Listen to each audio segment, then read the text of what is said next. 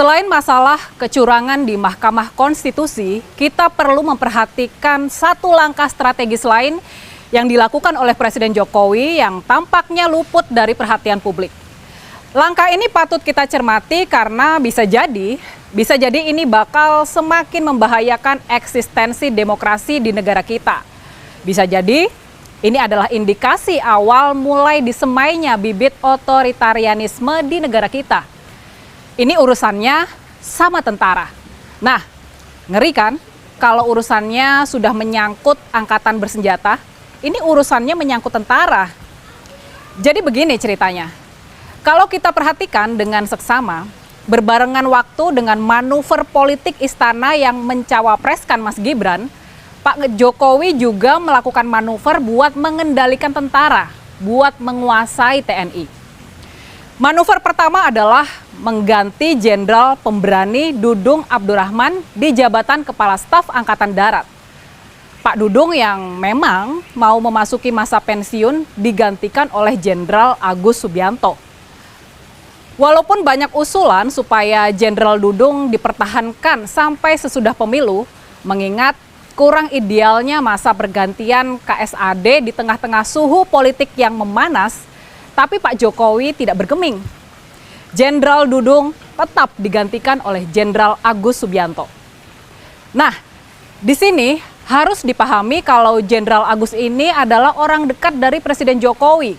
Dia orang yang bisa jadi sangat dipercaya sama Pak Jokowi.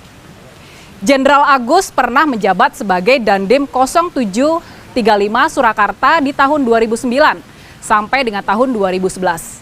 Ketika itu Pak Jokowi masih menjabat sebagai wali kota Solo. Sudah pasti mereka adalah kawan lama.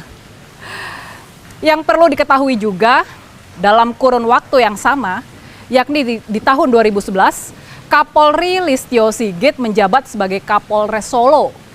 Jadi trio Pak Jokowi, Pak Agus dan Pak Listio, mereka ini sama-sama pernah memimpin Solo di waktu yang bersamaan. Dan sekarang mereka memimpin instansi masing-masing di level nasional.